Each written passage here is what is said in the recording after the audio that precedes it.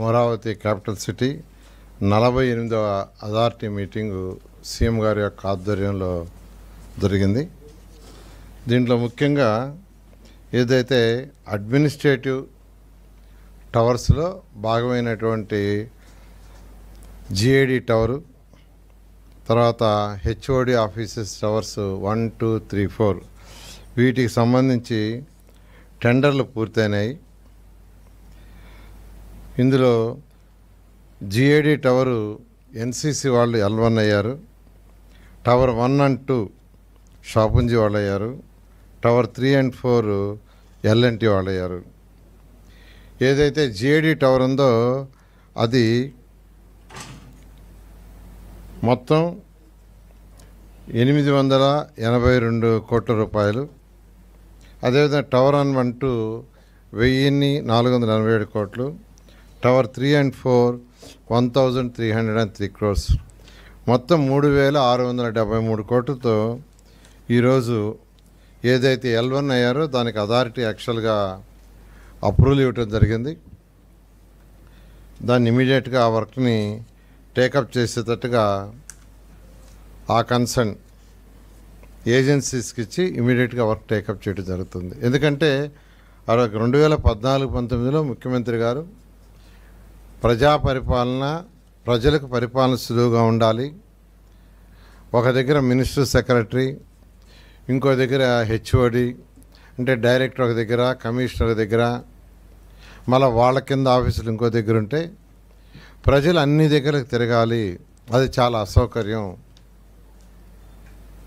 అందరూ కూడా ఒకే దగ్గర ఒకే ఫ్లోర్ కానీ లేదా 1 or 2 ఫ్లోర్స్లో ఉంటే అక్కడికి వచ్చిన వాళ్ళు మినిస్టర్ని కలిసినా వెంటనే సెక్రటరీని కలవచ్చు, వెంటనే హెచ్ఓడీని కలవచ్చు, కింద ఆఫీసులను కూడా కలిసి పని పూర్తి చేసుకోపోగలనే ఉద్దేశంతో 2014-19లో ఇవి డిజైన్ చేశారు. అయితే 2014-19లో ఇవి స్టార్ట్ చేయడం కూడా జరిగింది కొంతవరకు. అయితే ప్రభుత్వం మారటం వల్ల ఆగిపోయినాయి. మళ్ళా వీటికి సంబంధించి ఎటువంటి లీగల్ లిటిగేషన్ లేకుండా ఆ సమస్యలన్నీ సాల్వ్ చేసి టెండర్లు పిలిచి L1 వచ్చిన వాటిని ఇవ్వటం జరిగింది. ఆ విధంగా ఈరోజు అథారిటీ మీటింగ్లో దీనికి సంబంధించి క్లియర్ చేశారు. అదేవిధంగా ఎయిర్పోర్ట్ ఒక మంచి ముఖ్యమంత్రి గారు రాబోయే 50 సంవత్సరాలను దృష్టిలో పెట్టుకొని, 100 సంవత్సరాలు దృష్టిలో పెట్టుకొని ఏ విధంగా అయితే హైదరాబాద్లో ఆ రోజు 5000 ఎకరాలతో ఒక ఎయిర్పోర్ట్ని నిర్మించారో శంషాబాద్ ఎయిర్పోర్టు, ఆ ఎయిర్పోర్ట్ ఆ రోజు నిర్మించకుండా ఉంటే ఏదైతే ముందున్న ఎయిర్పోర్ట్లో 10% ఫ్లైట్లు కూడా దిగలేవు. ఫ్లైట్లు దిగినప్పుడు ఇన్వెస్టర్స్ రారు. ఇన్వెస్టర్స్ని అట్రాక్ట్ చేయాలంటే ఖచ్చితంగా ఇంటర్నేషనల్ ఫ్లైట్స్ దిగేటట్టుగా ఉండాలా. అందుకని ముఖ్యమంత్రి గారు దూరదృష్టితో ఆ రోజు హైదరాబాద్లో శంషాబాద్ని హైదరాబాద్ నిర్మించారు. ఆ రోజు ఎంతోమంది అన్నారు ఎయిర్పోర్ట్కి 5000 ఎకరాలు ఎందుకు, ఉండే ఎయిర్పోర్ట్ చాలదని. నిజంగా అది కానీ నిర్మించకుండా ఉంటే పెద్ద పెద్ద ఇన్వెస్టర్స్ చెన్నైలో దిగి కారులో రావటం, లేదంటే బెంగళూరులో దిగి రావటం చేయరు. వాళ్ళకి ప్రతి గంట ప్రతి సెకండ్ వాల్యూ. అదేవిధంగా అదే దృష్టిలో పెట్టుకుని ముఖ్యమంత్రి గారు ఫ్యూచర్లో మనకున్న ఎయిర్పోర్ట్ సరిపోదు, ఇక్కడికి ఇన్వెస్టర్స్ రావాలంటే ఖచ్చితంగా 5000 ఎకరాలతో ఒక మంచి ఎయిర్పోర్ట్ నిర్మించాలని ఆదేశించారు. అదేవిధంగా స్మార్ట్ ఇండస్ట్రీస్ రావాలి, అవి వస్తేనే ఏదైతే 34,000 ఎకరాలతో ల్యాండ్ పూలింగ్ తీసుకున్నామో ఆ రైతుల యొక్క ల్యాండ్ విలువ నిలబడుతుంది.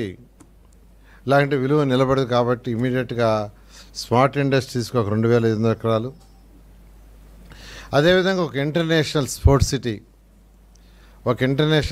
సిటీ నిర్మిస్తే సంవత్సరానికి 2-3 యాక్టివిటీస్ జరిగినా దానివల్ల అనేక హోటల్స్ వస్తాయి, అవి ఫిల్ అవుతాయి, ప్రభుత్వానికి జిఎస్టీ పెరుగుతుంది, సర్వీస్ సెక్టర్ కూడా పెరుగుతుంది, దానివల్ల ఎంతోమందికి ఎంప్లాయ్మెంట్ వస్తుందనే ఉద్దేశంతో ఈ 3 ప్రాజెక్టులు టేకప్ చేయమన్నారు. అయితే ఆ 3 ప్రాజెక్టుకి ల్యాండ్ అక్విజిషన్, ల్యాండ్ పుల్లింగ్ అనే డెసిషన్లో అక్కడున్న ప్రజాప్రతినిధులు అధికారులకు ఇన్స్ట్రక్షన్ ఇచ్చాం. ప్రజల యొక్క అభిప్రాయం ఎలాగో తెలుసుకోమని. ఆల్రెడీ ఎమ్మెల్యే భాష్యం ప్రవీణ్ గారు అక్కడ ఉన్న విలేజ్లతో గ్రామ కమిటీలు పెట్టి మాట్లాడితే దాదాపు 24,000 ఎకరాలను యాక్చువల్గా ల్యాండ్ పుల్లింగ్కి ఇవ్వడానికి వాళ్ళు యాక్సెప్ట్ చేశారు. అదేవిధంగా మిగతా ప్లేస్లో కూడా యాక్చువల్గా వర్కౌట్ చేస్తున్నారు. ఇవి వీలైనంత తొందరలో చేయడానికి సంబంధించి కొన్ని రూల్స్ అండ్ రెగ్యులేషన్స్, అంటే ఇప్పుడు ఏదైతే land pulling rules and regulations పెట్టామో అది 217 చదరపు కిలోమీటర్లకే ఆల్రెడీ ఉన్నదానికే, వాటిని ఎక్స్టెండ్ చేసేదానికి ఈరోజు అథారిటీలో పర్మిషన్ తీసుకున్నాం. ఆ విధంగా ఈరోజు అథారిటీలో మేజర్గా ఈ టవర్స్, ల్యాండ్ పుల్లింగ్ సంబంధించి వాటికి, అదేవిధంగా ఎడ్యుకేషన్ ఇన్స్టిట్యూషన్స్, హెల్త్ ఇన్స్టిట్యూషన్స్ ఉన్నాయి. వాళ్ళు యాక్చువల్గా రిజిస్ట్రేషన్కి సంబంధించి రిజిస్ట్రేషన్ ఫీజు వాటికి సంబంధించి కొంత ఎగ్జంప్షన్స్ అడిగారు. దాని మీద కూడా యాక్చువల్గా ఈరోజు నిర్ణయం తీసుకోవడం జరిగింది. ఈ విధంగా ఈరోజు అమరావతి క్యాపిటల్ సిటీలో ఈ యొక్క 48 అథారిటీలో ముఖ్యంగా ఈ విషయాల మీద నిర్ణయం తీసుకోవడం జరిగింది. అంటే యాక్చువల్గా మనకు 10,000 ఎకరాలు యాక్చువల్గా ఈ ప్రాజెక్ట్స్ కావాలి. 2,500. అదే 10,000 ఎకరాలు అంటే మనకు మిగిలేది 25% అది చేయటానికి. అంటే ఒక 40,000 ఏకర్స్ తీసుకుంటే ఈ యొక్క 10,000 ఎకరాలు మనకు మిగులుతుంది. అయితే వాళ్ళు ఇన్ఫ్రాస్ట్రక్చర్ చేయాలి కదా, డెవలప్ చేయాలి కదా, దానికి మరి కొంత కావాల్సి వస్తుంది. దాని మీద ఫస్ట్ యాక్చువల్గా గ్రామాల్లో ప్రజల అభిప్రాయం తీసుకోమని 2 ఎమ్మెల్యేలకు చెప్పాము. అటు శ్రావణ్ గారికి, ఇటు భాష్యం ప్రైవేట్కి ఇద్దరు చేస్తున్నారు. నేను అనుకోవడం ఇంకో 15 రోజుల్లో క్లారిటీ వస్తుంది. దాని మీద వీలైనంత వరకు ల్యాండ్ పుల్లింగ్లో తీసుకోవాలని, లేదు కాదు అంటే ల్యాండ్ అక్విజిషన్ అయితే వెరీ సింపుల్, 10,000 ఎకరాలు చేస్తే సరిపోద్ది. 10,000 ఎకరాలు తీసుకుంటే డైరెక్ట్గా దాన్ని వాడేస్తాం, అసలు ఇబ్బంది ఉండదు. ల్యాండ్ అక్విజిషన్ అయితే దానివల్ల రైతులు నష్టపోతారు. సో రైతులు నష్టపోకూడదనే ఉద్దేశంతోనే ఈ ల్యాండ్ పుల్లింగ్కి ప్రిఫర్ చేస్తాం.